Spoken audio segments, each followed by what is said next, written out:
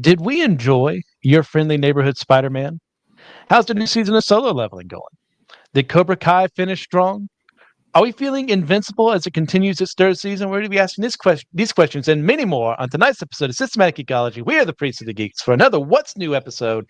Couldn't do it alone. I have three fine gentlemen here today. Evan Garcia, how's it going, Evan? I'm doing well. Thank you, Christian. Glad to be on to talk all this. Loving it. Oh, yeah. Looking forward to this bad boy. Herbie, how's it going? It's going well. I got to sleep last night, so I'm feeling good. Nice. Ooh, always good. And of course, the eternal reason for the season, why we continue doing this show, just so you can hear his voice. TJ Blackwell, how's it going, TJ? Good. Excellent. Same response every time. Gets me every time. Love it. All right, gentlemen. You know what? We're doing a What's New episode, and you know what that means. We have to start off with, a special lightning round. Who wants to take it away? Something small you've been geeking out on recently has just come out. I've got a secret one. It's not technically out yet, and it's not media. Okay. It is the Chipotle honey chicken at Chipotle. Whoa, spoilers, bro. Spoilers. Wow, It's we're getting so good. fresh industry I hope it secrets. isn't It's only spoiled fine. chicken. It's so good. It comes out You know- Thursday. Okay. Okay. Ooh, I'm going to tell my wife she's going to be happy. Yeah. Oh, it's so good. Perfect. Anyone else? What was it? I'll go ahead. So while we're waiting, Dragon Ball Daima just finished up. Had some highs, had some lows. I'd say overall, I enjoyed the ride. Wish Matthew was still here. Definitely would have done an episode with him on how get his take on what was going down. But really enjoyed what they did with Daima overall. Yeah, I like Daima. Is Daima canon or not? I've seen people say different things. It's gonna be hard to reconcile it. Yeah, because Hmm. I mean, if Daima's canon, I don't want to spoil anything. There's some things that happen near the end that kind of make you go, well, why didn't that show up? Well, obviously because Daima wasn't written yet. So think an alternate universe, most likely. We'll see. Toriyama was always well known for writing out every plot he had and always doing exactly what the plot was supposed to do. He never wrote week to week or anything like that. Never, ever. But no, I really did enjoy Daima. Daima was great. As right, a Herbie young Evan? GT kid, Oh. I like Daima a lot. Yeah. Anything new for you guys for the lightning round? I Nothing new. found. Sorry, go ahead, man. I say nothing new. I mean, I have been geeking out on some Skyrim recently. It's old, but I'm back to it. Skyrim always feels new. With the Yeah. number of bugs it has, it definitely feels like a brand new game. Yeah, evergreen. It's like, wow, that's never happened to me before. Every time you play, you Yeah. find a new bug. It's a wonderful scenario. Evan? Yes, I found something that for some reason Disney's trying to hide, and I just searched online now, and it's gone. I'm like, dang it, because I fell asleep watching it. But it's the Tower of Terror movie that came out in the 90s, I think it was, and Okay. and I was very excited to watch it because I saw through some other Twitter post that it was up, and by the time I got to it the other day, I fell asleep while watching it, and I was like, "Oh man!" But now I check, and it's gone. I'm like, "No." Wow, why did they do that? Just put all your I don't content on there. Right.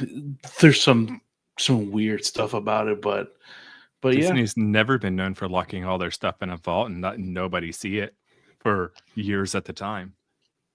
They're already paying for it. Fake demand. Yeah. Yeah. Yeah. Okay. Well, now we've got that Yeah. disappointment. I got one more thing. I did watch The Monkey, the newest horror film, kind of sort of based on a Stephen King short story. If you're going in expecting a horror flick, you're in for a bad time. It's a horror dark comedy, and if you can accept that, you're gonna have a better time. Not a movie I would take small children to, but there you go. And if you can accept that, you're gonna have a better time. Oh, there's my voice again. That was me trying to share the show. My bad.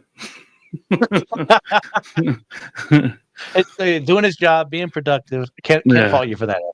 So I think that's it for our lightning round. Now it's time to get into the meat and potatoes. Today we're discussing. We got 4 topics for you. We have your friendly neighborhood Spider-Man to start off with. Guys, the show just came out on Disney Plus.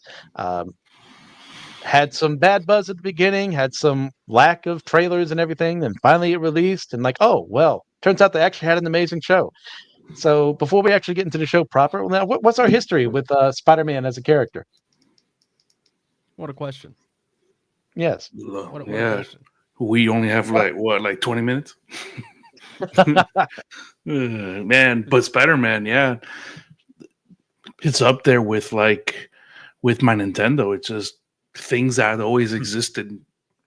It's like I have my Spider-Man toys, and I don't know. Yeah, I just always had a comic or the TV show on, or something, or I was drawing Spider-Man. So yeah, yep. Yeah, it's I see Spider-Man as much as I see my dad. Like I don't know what that means, but that's funny. I see my dad a lot. I just also see Spider-Man all the time. Okay. I have the old Spider-Man theme song going through my head right now, so yeah, I'm kind of right there with you. Like it was. Have you ever seen your dad and Spider-Man in the same room? No, I haven't. How can you be sure they're not the same person? I don't know. Tobey Maguire. I've seen some, but I'm 25, so I was a kid when the Raimi movies were coming out. It's saw those all the time. Got them on DVD. One of the first books I remember reading was a little Leapfrog Spider-Man graphic novel with interactable speech bubbles. Nice. So okay. What a question. Yeah, it's for me. I probably said it on the show before, but for anyone who's new, Spider-Man's my guy. There's a reason he's my avatar on the show. It's because I grew up with him. He is my hero, my number one. Marvel, DC, no one compares. I grew up watching a 90s animated show. My dad and I would watch it together, and then he would introduce me to the comics later on, to the original Amazing Spider-Man run, Marvel Team Up, which is still my favorite comic series to this day, not because of its quality, but because you got Spider-Man teaming up with other heroes, like one of the greatest things in the world to a kid. Then as time goes on, the Raimi movies came out, the Garfield movies, we got the Holland movies right here in the MCU, and we got the other movies crossing over with them too. Sorry, spoilers for something that happened a couple of years ago, but it's a kind of a Spider-Man renaissance in many ways, outside of the comics where we have terrible editors and writers, but that's its own issue. Right here and now, this show came out. Who else has watched it besides me? No one. I've gotten around to it, man. Yeah. I haven't started it yet. Oh, man. Time is short. I'm sorry. It's okay. Hey, life's difficult and busy. There's only so much time to get stuff done. As I've said in the show before, I'm unmarried. I don't have children. I stay up way late, so I get to watch things way faster than other people. So I just have more time.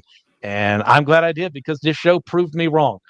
I went into it thinking it was going to be garbage, that it was just going to be some MCU synergy nonsense, especially when there was a huge lack of trailers, a lack of what seemed like promotion for this show until a couple of weeks before it actually started coming out. And then the first couple episodes dropped and I was hooked. They did a fantastic job of hey, we're taking inspiration from the MCU, but we're also making it our own thing, because they kind of realized as they were writing it, oh, well, if we stick too much to this, we can't have him in the MCU. There's got to be something different to it, especially with what happens. First episode, Peter's on his way to school with Aunt May, and a giant portal opens up. Doctor Strange and a symbiote come through, and he is bitten by a genetically enhanced spider, and it becomes a huge part of the show. How did that happen? What's going on? How did he get his abilities? One thing I'm not big on is Uncle Ben has already died in this scenario. I'm not huge on that. I think that's a huge part of Peter's characterization is learning from that sacrifice, learning from Uncle Ben's death. But you know what? They're doing their own thing, so I'll cut them a little slack. And another thing they do is introduce characters that don't exist in the MCU in the same way. We have Norman Osborn, who, if we go back to No Way Home, does not exist seemingly in the Marvel universe of the films. So him becoming the mentor for Peter instead of Tony Stark, great job what they do with him.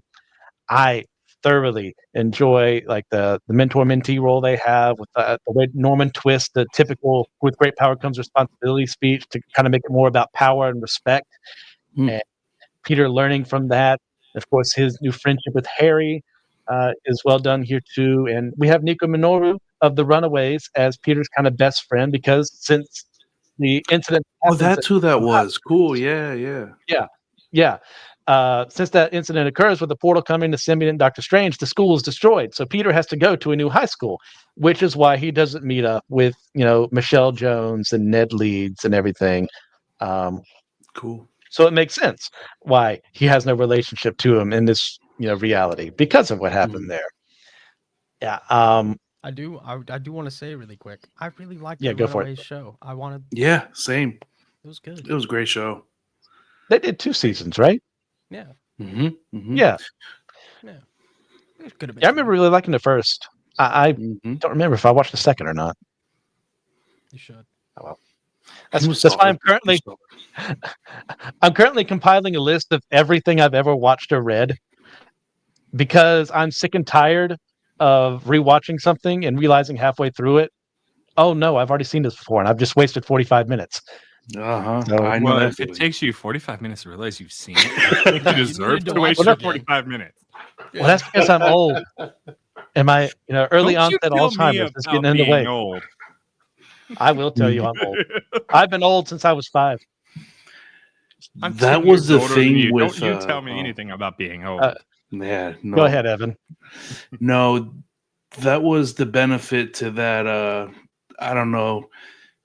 There was this kind of sketchy service called Popcorn Time a few years ago, and there was a streamer, but for a pirate video, and it was just so convenient because it logged everything that you watched for you, and it did it automatically, and you could save it as a file or as a CSV, and then you could manipulate. Oh, it was so cool. It was so cool. Yeah. But I wish something like that could come to the mainstream almost, Yeah. What a gargantuan task, by the way. Yeah, I'm 50 pages in, and I haven't even scratched the surface of everything I've ever watched or read. Yeah. It's mostly movies right now. I've been thinking about doing starting my own letterbox thing, to keep track. Yeah. Mm-hmm. I have an account, but I'm waiting to see if I can do it. Yeah, right. Yeah. All right. Well, do you guys have any questions about the show before we go on? Is the art style consistent? I'd say for the most part. When it first released, I was like, I don't know about this, but they won me over. They kind of Stockholm me like My Hero does. I'm still not big on My Hero's art, but it's the thing now, so I just accept it for what it is. Yeah. But the animation's pretty fluid. The character work they do is pretty good. The villains they introduce are really done well. We've got Norman, who is still not a villain yet, but he's still acting in a villainous mentor kind of role. We've got Dr. Octopus, who they still haven't fought yet, but there's enough there to build up for what's to come. We've got some classic foes. We meet pre-villains before they become the Chameleon and Rhino, and some other villains as well. Wasn't expecting. I think they did a really good job here. I saw some memes of the classic Doctor Strange too. I was like, cool, and he looked really nice in that style. I was like, right, cool. Yeah, he shows up in 2 episodes, the pilot and the finale, and they do a phenomenal job with him. Cool. They play around with time a little bit in a very fun way. They really play with Peter's wanting to be a scientist and how that affects things as he kind of Norman learns who he is and becomes, like I said, that mentor. He becomes an intern at Oscorp. Really well done. There's some things with shenanigans of characters showing up before they're supposed to actually be there, but once again, they're doing their own thing, so I cut a little grace their way. Cool. All right. Okay. So I'm sure I'm not the only one who heard this. And honestly, shouldn't say I'm surprised knowing people, but as much as it kind of came out, the voice actor for Spider-Man, for Peter, Hudson Thames, how the heck you're supposed to say that? I know in England, the actual river is like the Thames or whatever. So maybe that's how you pronounce the surname. He said while being interviewed, what it was like what was like having a chance for a fresh take on Spider-Man in a world featuring characters never before seen in the MCU. I thought it was awesome. I mean, my biggest fear was that it was going to be annoying and woke, and it wasn't. And I was like, yeah, this is great. It's so well written. Like, it feels real. I'm the oldest of 5 boys, so I feel like I kind of know what's happening in their lives and in high school, and it felt like I was doing that justice. And the internet lost its god-dang mind over nothing again, in my opinion. So what do you guys think about like the controversy itself? Have you heard anything? Know what people have said? No, I have not heard of this, but it is really funny. Oh, of course. I saw the line, and I was like, "Oh, that's funny." I will get around to it eventually. Like, imagine being cast as Spider-Man and your first thought being, "Oh no, I'm gonna be woke Spider-Man." Like, that's Spider-Man. Do you know who you're talking about? So the reason he was saying stuff like that is because, there's a lot of race lifting being done, characters changing genders and stuff like that, which has already been done in the MCU, which I still have issues with. But, as far as like applying that to a show based off of it, I still get it. I don't like it. I mean, for instance, Norman and Harry are both African American. Dr. Connors is now a female scientist. I don't remember which ethnicity she is, but it's not white. There's a couple other things like that. So this is kind of a reimagining of the mythos, so I'm okay a little bit. If like you're giving a direct adaptation, I get really angry when you switch things like that needlessly. So I think that's kind of the point he was making. And really, what I find just stupid is people just reacting like he's suddenly some racist now, or like he hates anyone because he used the term woke. And I can almost guarantee you, I would be willing to put money on this, TJ's money up front, that Disney told him to say what he said. Yeah, that Chipotle money that makes TJ a rich man, that he can afford the brunt of what's about to happen here with my words, like that they told him to say that because they knew there would be that more conservative audience that would be afraid of it being woke. And like the word woke has lost all meaning, unfortunately, because it used to mean something, but now the wrong people kept talking about it and it's all over the place. So that's my feelings on the matter. You guys have anything else you want to add there? No, I like how Disney does tend to use Spider-Man as kind of like surrogate mouthpieces. Like when they sent Tom Holland the Endgame poster early, or the Infinity War poster early, because they knew he would leak it. That's right. Yeah. Yeah, so I believe they would tell him to say woke. I would also say that given that it is a multiverse situation, the fact that they did make changes to some characters is actually rather fitting that they do make some changes that people may not necessarily like, because it is a alternate universe. It's supposed to be different in some ways. And that's a way they can make a change. I'm fine with that in like an alternate reality setting, but like if you're making it, which this show is not, let me preface it with that. If you're making a direct adaptation, you should stick with who people are and what they are. But for this show, it makes perfect sense. We can do whatever the heck we want with it. So I'm not that angry. I don't think the show is woke in that regard. Okay. At least that's it for your friendly. Oh, go ahead. I was going to say a bad Star Wars acolyte joke, but okay. Well, speaking of bad things, no, just really. Solo Leveling. Let me do it. All right, it's time to talk about. This is my favorite part of every show I do with Christian, which is the part where I talk about something he doesn't like. No, I didn't say I didn't like it. I just know it gets under your skin. It's not a 10 out of 10. I mean, I don't think. Oh, but by the way, your friendly neighborhood Spider-Man 9.5 out of 10. Continue, TJ. It's your show. Solo Leveling. It's fantastic. It's not deep. Get over yourself. It's just cool. That's the whole point.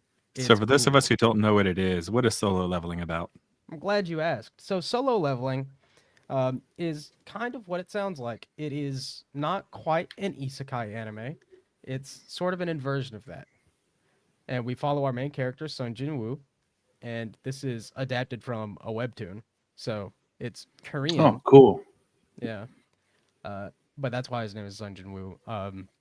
There's a funny bit going around for a little while of people asking Solo Leveling fans to name 3 characters that aren't Sung Jin Woo.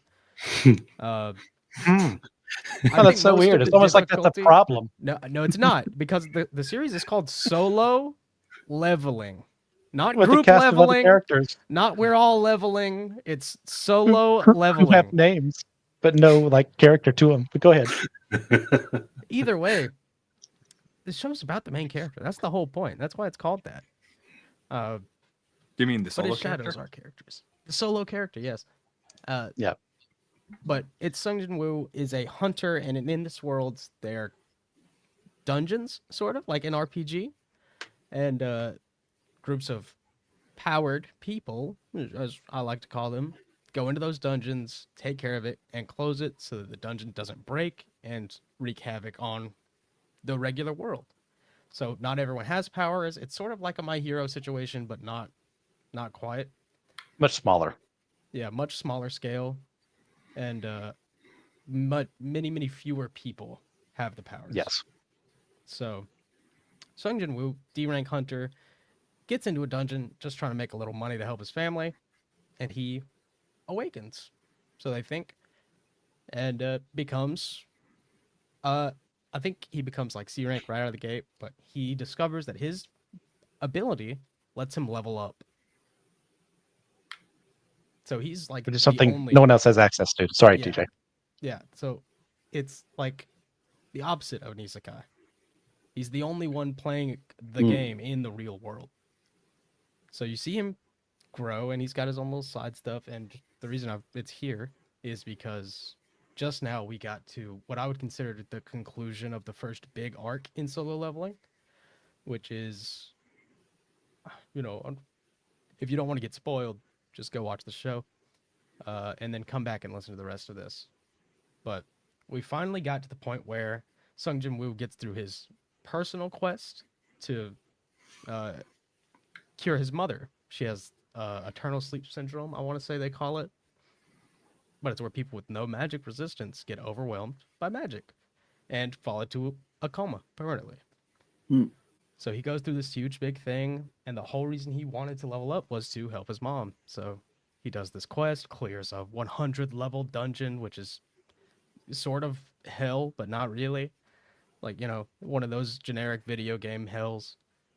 And we finally get to see him beat that, get the elixir of life, give it to his mom. Mom comes back, and we're just about to start where I consider the show to get next level. Up to this point, I would say it's like an 8.5 out of 10. From here on out, it's a 9 for me. Because the series is about cool stuff. I can't wait for the Chimera Ant arc. Yeah. It's great in Hunter x Hunter, and it's great in Solo Leveling. And that's not a criticism. Like, I just think it's very on the nose. But, like, be honest about where your inspirations came from. And Solo Leveling is very honest about where that inspiration came from. So yep. I'm just right making fun. Yeah. Yeah. It's shameless. And I love it. It's fantastic. I think if you're somebody who just really enjoys good fight scenes and pretty animation, Solo Leveling is the show for you. Yeah. I'll agree with TJ. Fight scenes are well animated. I'm a couple episodes behind, but we both read through the full manhwa. Really good stuff initially with our main character learning stuff. After that, it just becomes a power fantasy. And there's nothing inherently wrong with the power fantasy. I'm not against the idea. It's just when only one character matters and the rest are kind of just props for him to go on, and the story doesn't matter as much, I get a little miffed. But right now, this is one of the best parts. We're getting to one of the best arcs as these episodes are coming out. Overall, give the show a 7 out of 10. TJ, tell me why I'm wrong. I think it's a 9. I think it deserves a 9. Surely because it goes so above and beyond in the the aura farming, cool combat, great animation, all of that stuff it excels at. That is all phenomenal to me. I still think the story is pretty good. I think it's interesting, it's fun to watch. It's nothing groundbreaking. Like it's not Monster, you're not reading Vagabond, it's Solo Leveling. Let's not get too ahead of ourselves. But I do think it's a 9 out of 10, and I think most people should watch it. Okay. Kevin, Herbie, you got any questions for TJ and I? How long are the episodes? 23 minutes. Yeah. Okay, If- good. Standard. And where do we find said episodes? Crunchyroll. You should never pirate anything ever. I certainly don't. Are Yeah, but All right. they're like 18 minutes if you just watch the content. Like you skip the intro, outro, recap, and I was going to say, how much is the fighting? a lot. Do you have Okay. like All three right. episodes of one Good. guy screaming trying to level up? No. Not quite. Not in the same way. It's not that type of battle shonen. No, it's Mhm. the kind of battle shonen where he just knows he's stronger, or he's just not gonna put off the effort. He's too nonchalant for that. Nice. Yeah. Like At this he'll point, at think least. he'll think to himself, he's like, "Oh, I might die here," and then he doesn't. Yeah. So there's this little thing called tension that doesn't exist in the story. But that's fine. That's not true. I do disagree with that. I would say for the most part. There are certain portions where the tension is there, especially early on. Hmm. And I would say especially like towards like before the climax of the story, what I consider the climax of the story. But we're not here to talk about that. Hasn't been released yet as far as the anime is concerned, but as you can't go wrong watching it. I mean, it's not going to be, like you said, it's not going to be Monster as far as like quality of story and pacing and characterization, but it's really good. You can't go wrong watching it. Yeah. All That's a right. good time. Anything else, TJ? Watch the show. Okay. Well, it's time for someone else to take control, and that, of course, is Evan, as he's going to discuss Cobra Kai, the newest 6th season, 6th season, final season, yes. final season. Take it away. Well, Cobra Kai, it was a YouTube exclusive show, streaming show when they were trying that for a while. I forget when that came out, 2016, 2017 probably. And there's been 6 seasons that, to me, they've been high and low. And it definitely preys on the nostalgia of a certain age, for sure. So because I try to get my sister to watch it, and she's only 6 years younger than me, and she's like, "No, this is not working for me." I'm like, "All right, that's fair." You should tell her to go out and wax on and wax off before she goes and watches it. Swoosh right over her head. But for me, I was hooked since the beginning. I liked the kind of soap opera kind of quality to it, almost like, oh no, she said that or something like that, and just the lower quality, quote unquote. It's not like your Metropolis or something like that, or it's just a bunch of kids that get into fights, and sometimes adults they will get into fights too. And this last season, I loved it. I did not like the little fake out where they gave us half the season, and then they gave us a quarter season, and then, oh wait, there's 3 more episodes that you would have to wait for. I'm like, wait a minute, what? Like, come on. The Attack on Titan approach. Yeah. I was just like, nah, that's caca. I don't like that. So, but hey, I still watched, and man, it hit me. It was just like, I want to say 10 out of 10, but because I know that's just all the nostalgia, but it just, like, the way that it took the themes of themes of you are learning that your world is not so black and white anymore, and the way you treat people is how, like, you want to learn how to treat others by building a relationship with them, and then if you want to see them change, you have to be that change in them. And there's so many moments in this show I was like, oh, okay. I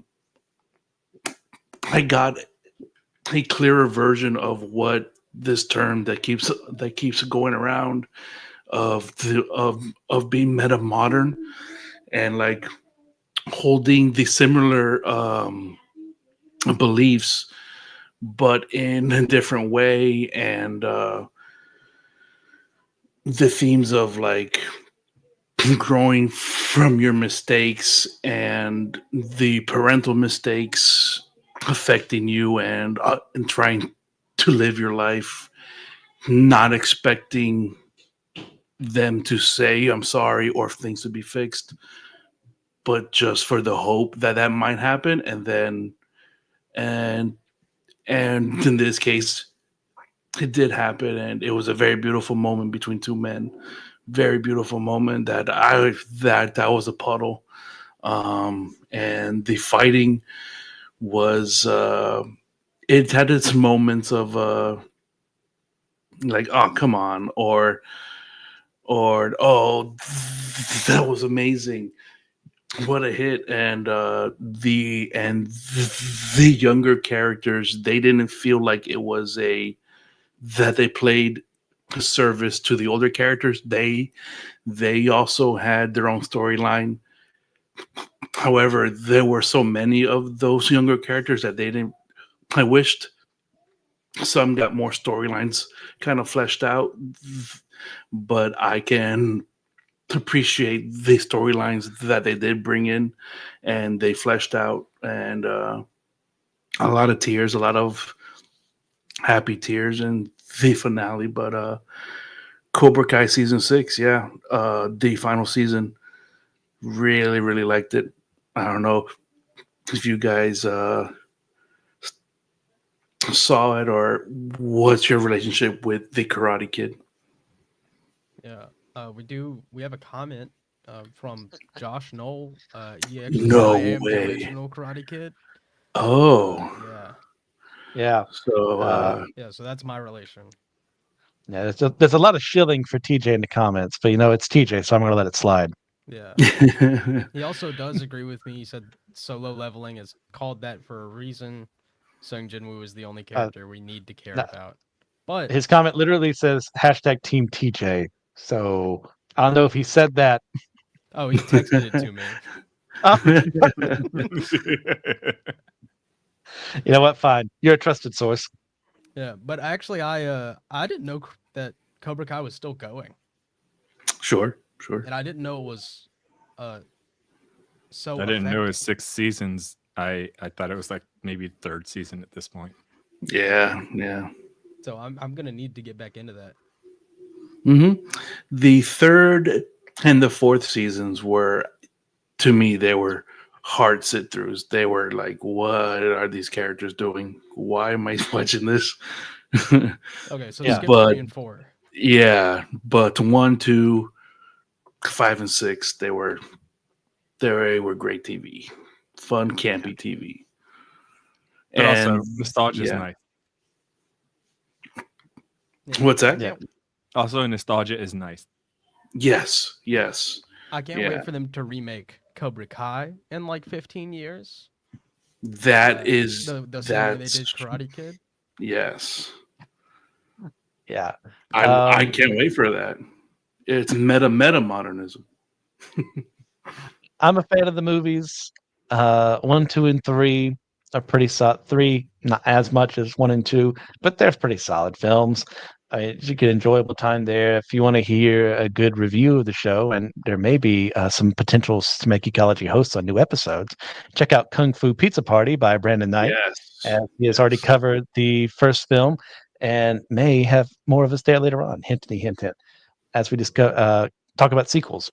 in preparation for the new movie, which is spinning off of Cobra Kai and the other films, as well as the remake, which had Jaden Smith and Jackie Chan in the role of our master and student there. I have not watched those films yet, so I'm very interested to see where things go from here. I haven't watched Cobra Kai because I'm still kind of fairly new to the Karate Kid as a whole. But for it to have lasted 6 seasons, gone from YouTube to Netflix, and have such a huge fan following tells me they're doing something well. Especially, I was just kind of looking at TV tropes of just different characters that were also in the movies and the show, and I'm like, oh, well, they call back to her, they call back to him. Like, okay, this sounds like something that great job about. Yeah, something that cares about what came before, as opposed to some certain Star Wars sequels. But you know what? That's fine. They did the Legacy sequel perfectly. Like, this is the textbook how you pay homage to what came before, but still create something new that's not so weak or just trying to put together some puzzle pieces.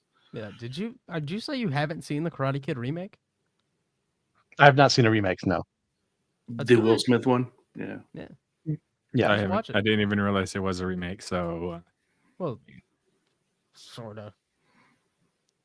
It's like a spiritual successor, sort. Like, I'm curious to see how I think it's a good movie, though. The new one will, because they have elements of the original plus that, so I think they're going to bring it all together, which is cool.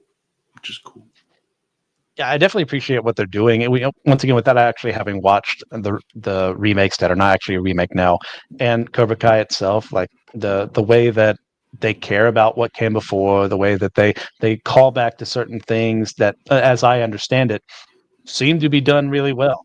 And do you agree with that? Okay, yeah, very much. I'm all for that. Yeah. This is what happens when you actually care about your source material. So, like, rating and reviewing, like, maybe just the 6th season first, and like as a whole, Cobra Kai. What do you think out of 10? The 6th season, 10, because they kicked off right where the last season did, and they didn't. Other than the pause with the episode dropping, it's good. And then the whole season, probably I would say a solid 8.9. Those 2 seasons, to me, they don't drop it down too much, but because they do pay off some of that, it just wasn't for me. So I guess it was, because it was more focused on the younger storyline. So that's probably just my bias. Fair enough. You guys have anything else you want to add before we go to our next topic? Okay. That, of course, being the newest season of Invincible, season 3. Who's watching it? Who hasn't seen it? I'm on episode 3 of season 3. Yes. Okay. I might be 1 episode behind. Okay. Let me check. Evan? Yeah, have not seen it. Okay. Have you seen the first 2 seasons at all? I have not. I didn't know there were 2 seasons. Hey, I want to see it because the memes that come out of that show are amazing, and like they are like super deep. So I'm like, oh, I gotta check this out. You're saying meme super deep? Oh yeah, for sure. Yeah. Memes are like onions. They have levels. That's true. Honestly, I think they came out of the gate running on the 3rd season. Like, cool. Yeah. They're continuing as though there was no gap between this season and the last one for them to do the production work. It's just they're just running with the story. Yeah, I've been super impressed this season. Yeah, for anyone who doesn't know, Invincible, we've covered that show before, but first time you're on, first time you've heard about Invincible, this is based off of a comic series that was done by Robert Kirkman, who's the same guy who did The Walking Dead. It's kind of It starts off as your typical kind of superhero kind of land. You got your Marvel and DC. You know enough to start off with Invincible, where superheroes are around, supervillains are around, supervillains fight superheroes. And Mark Grayson, our main character, is the son of Omni-Man, who is essentially like the Superman of this world, super strong, super fast, and just really kind of one of the heroes everyone looks up to. And come to find out, his dad's an alien, and Mark himself, after a couple of years, has actually developed powers of his own. So he takes on this hero named Invincible, which everyone mocks because he's very much not. As time goes on, he leaves many of these episodes bloody and bruised, which I should probably say. Probably not the best for smaller children. If they're more mature, let them see it. But for those who are able to handle such subject matters, we've got some darker themes to come up because this is a deconstruction and a reconstruction of superhero comics. This isn't The Boys, which is just a deconstruction, and in my opinion, is one of the worst things ever made. But this actually goes beyond that. Instead of saying, oh man, it's kind of weird that people would dress up in costumes and fight each other and actually care about the lives of other people. This brings that up and it goes, well, why would someone want to do that?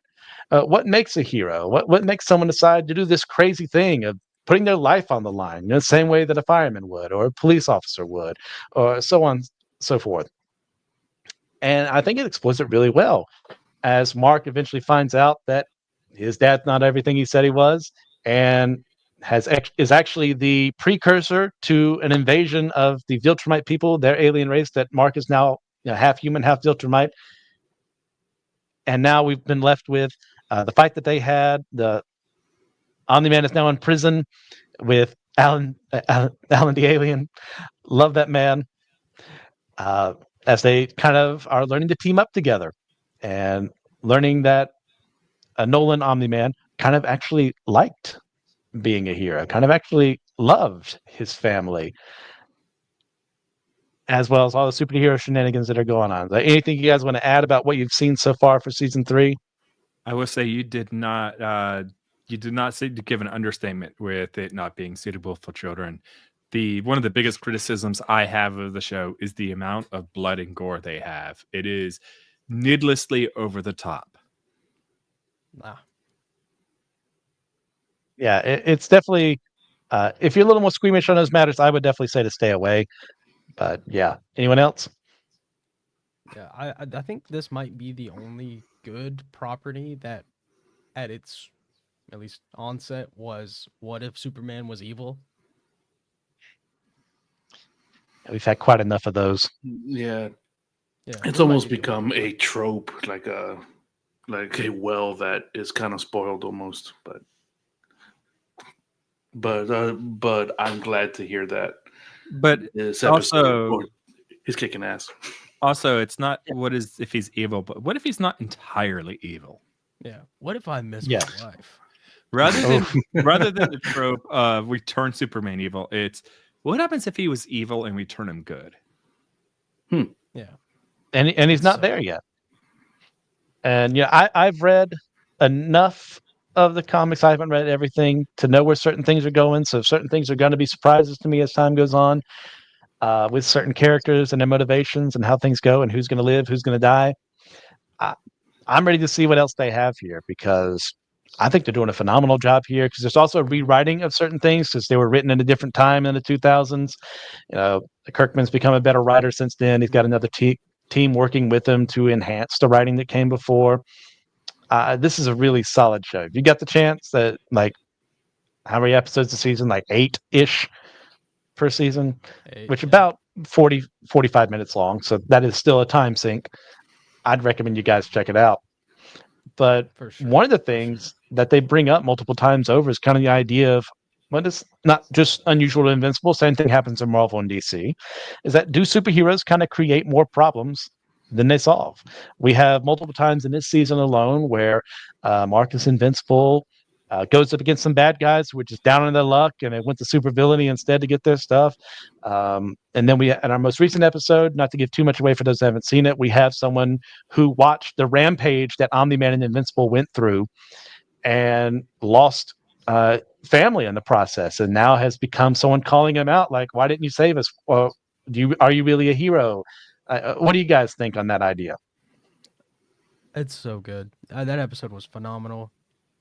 Aaron Paul killed it. They spent way too much money hiring him for the role. The animation could have looked a little better. But that, it was worth it. That's how good he was, is what I mean. But like, as a concept, I do think it's really interesting, mostly to think about how an insurance claim would work in this universe. Because I know it would suck. It would be awful. Like, you try to tell your car insurance that Spider-Man picked your car up and threw it at Crocodile. Oh, they would give us a premium already for it. So yeah, it would. They would have that built in. Yeah. And then they would be like, "Well, we tried reaching out, but we couldn't get him. We can't prove that he threw your car. It just did that. Claim denied. It just magically flew into the building. Nobody saw it. Yeah. You were in a no parking zone. The no parking is because it makes cars just do that sometimes.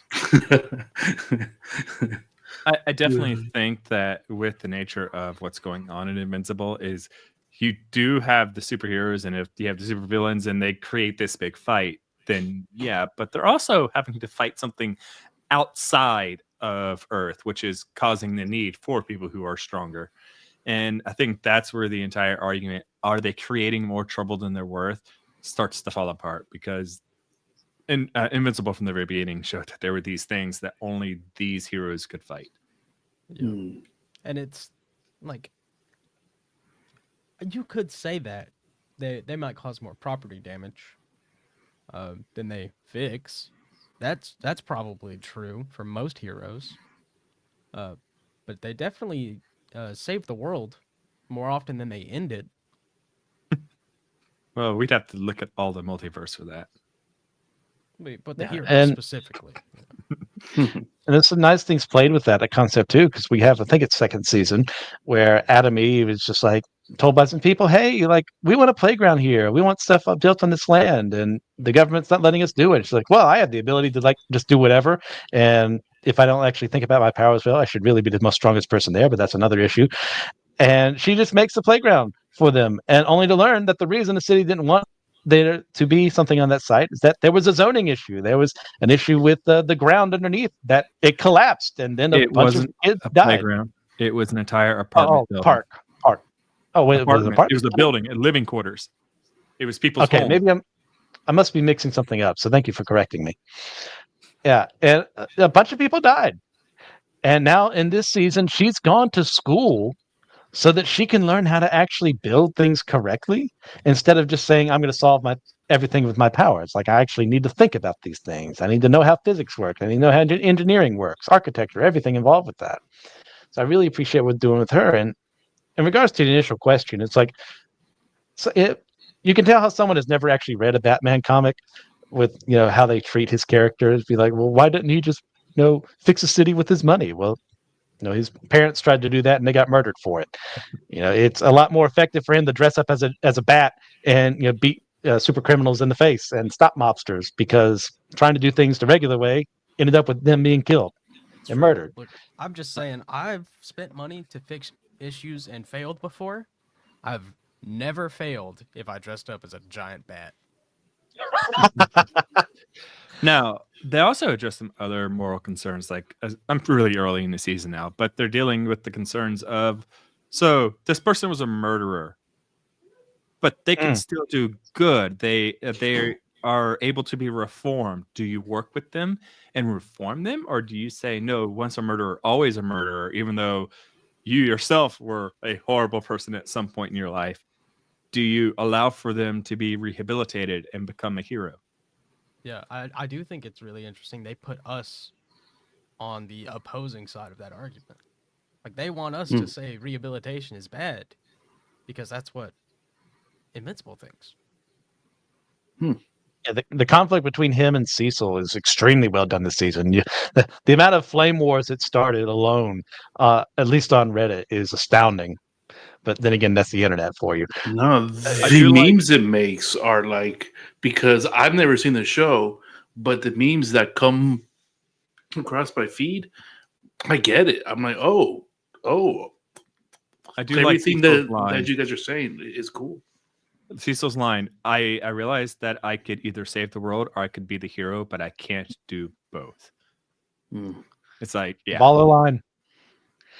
And now I know there's some people, other hosts on the show, who are very against the idea of, utilitarianism and the needs of the many outweighing the needs of the few. But I lean more on that side. I'm more for what can be done to bring more people to safety. And yeah, I still find it morally reprehensible that some of the villains that Cecil, initially killed early on in that flashback were brainwashed into being heroes. There's a huge issue there. There's a huge issue with having corpses around and now with robotic bodies that can attack people. But if they save someone's life, is it worth the process? No, we had Darkwing 2, who is essentially our Batman Light in this universe, and he murdered people to protect his city, and now he's been given another chance. Does he deserve that chance? Of course not. But is he going to do something good with that second chance? And I think that's a risk we kind of have to take at times. And I think Invincible does a really good job with that. It also brings the question, can a person become a better person? A person who has been evil in the past, can they really become good? And I'm early in the season, but it's very clear that Invincible thinks, no, you can't. Once you've crossed that line, you can't come back. Yeah. I think it's really funny that we get Mark talking to Cecil, and he's like, Darkwing's a murderer. Like, dude. So are you. You so are. He even says, you're a hypocrite. You created all this chaos. You're trying to fly off and save your murderer of a dad, and yet you can't deal with this guy. I think that's a huge part of this too, is like the inherent hypocrisy in some of what Mark is doing. It's like, we shouldn't want murderers to be running around free or anything. There should be due process and justice. But you're also living in a world where it'd be a lot better if that person who had murdered those people was now helping other people live instead. And if there's a way to do that, not the most ethical way to do so, but there's a way to do it in universe, especially knowing that there's a Viltrumite invasion coming your way, and Mark is your best shot at that, and he's still not strong enough yet. And you don't know that there's only 50 left in the entire empire at this point in time. You got to make some calls that other people looking in hindsight are going to say, oh, no, that was an evil action. Well, I can't blame him too much. Like, I love Cecil. I'm not 100% behind everything he does, but I get it. Yeah, Cecil's so funny, too. Like, Cecil's hilarious. What do you mean you thought you could beat Mark? Mark kills like 30 Reanimen. Cecil's like, oh, I have so many more. He's gonna kill them too, obviously. What? Well, yeah, but he also had the whole like earplug thing that just decimates Invincible. Solved it. Which is also something that's brought up too, is do you have deterrence in case someone flips? Because he didn't have a deterrent for Omni-Man, and look what happened. Well, he didn't think he would need it. He trusted Omni-Man. He learned a lesson. Yeah. And yeah, I think it's morally reprehensible to put something in a sonic emitter or whatever inside of someone via surgery that makes them unable to move around. But if Invincible ever goes dark, you kind of need something to stop him because he's your number one guy. And in episode 3, it really looks like he's going dark. Like, he is not only uncontrollable, but he is going on the attack. Go ahead, TJ. No, that's it. I mean, they just Mark and Robot solved that problem, and Cecil still wanted to talk big. That was what was funny to me. I was like, dude, you lost already. You lost. Teleport home. I don't believe Robot solved that problem for a moment. He's too much of a opportunist. Well, all I'm going to point out is that Cecil is going to be looking at everything that has hurt Mark. And he had just the episode before been stabbed by these creatures from deep in the earth. I'm pretty sure Cecil had something else on top of that. Yeah, I know a lot of people complained about that because we start off with like a montage scene of him becoming stronger and being more durable. And then the moment some underground subterranean centipedes attack Mark, he's suddenly not as strong as he used to be for the sake of the plot. It's whatever. It's comics. It's what happens. Sometimes Superman takes damage he's not supposed to take because you need it for the sake of the story. I don't like it, but that's what's done. Yeah. Well, if you didn't like that, you're really not going to like the Viltrumite War. Oof. But they've already pointed out where there are things that can hurt a Viltrumite. So you just never know if it might be something in the middle of the earth, which is kind of weird that something would be living in the magma of the earth. But there could still be more things on Earth that can harm a Viltrumite. Yeah. Okay. So, Evan, what are you thinking? Does it sound compelling at all? Yes. And I definitely want to watch it now. Even more. Okay. Perfect. If you can my handle question the blood is, and the gore, okay, yes, I was thinking about that. I love the gore. I don't mind it. But when there's like the broken bones and stuff, that gets me. A lot. Really? yeah, there's a lot. Yeah. There's some scenes you may want to skip over. Okay. There's scenes where people get completely torn asunder. Like, you'll first episode, there's some brutality. Okay. Someone was paying a little too much Mortal Kombat for their own good. with the blood code. Duly noted with the blood code. Okay. On the Sega. So, for the three of us that's watched it, what do you think out of 10? Where are we ranking it? A lot. This season. I don't want to say 10. I don't want to rate the really season since I close. haven't watched it all. But overall, as a series, I'll give it an 8. If it wasn't for how above and beyond they go with the gore, I'd probably be giving it a 10. Okay. But I do have to give some harsh marks on that criticism. Fair.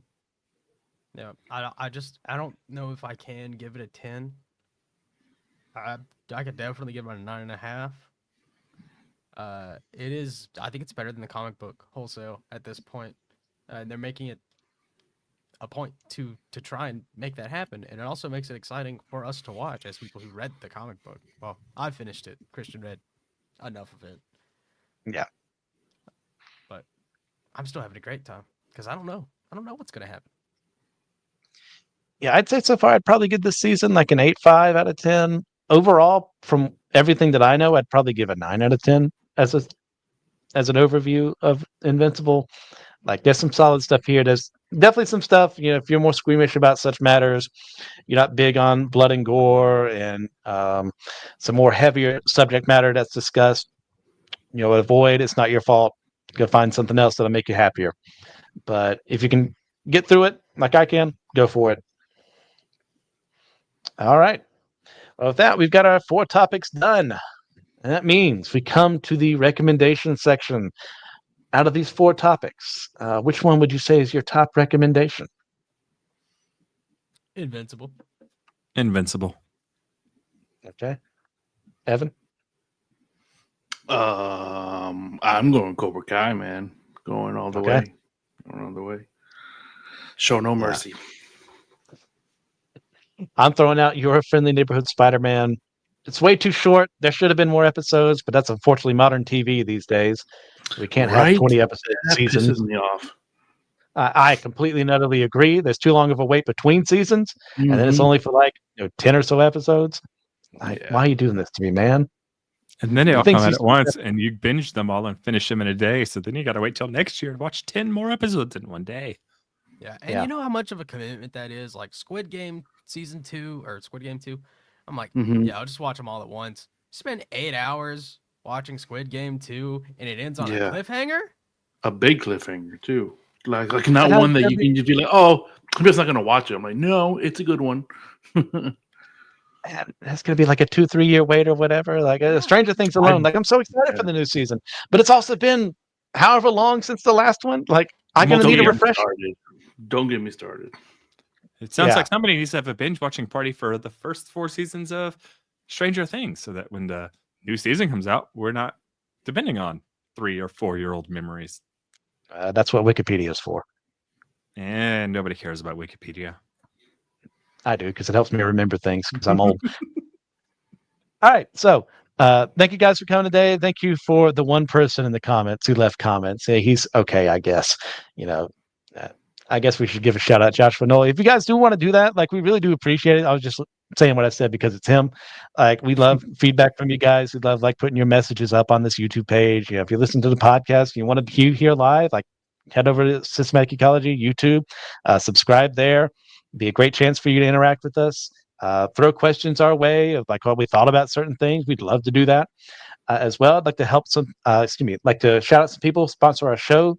Thank you, Ethan Overcash, Austin Nance, Amber Riley, Jonathan Augustine. You guys are the best. But remember, we're all a chosen people, a geekdom of priests.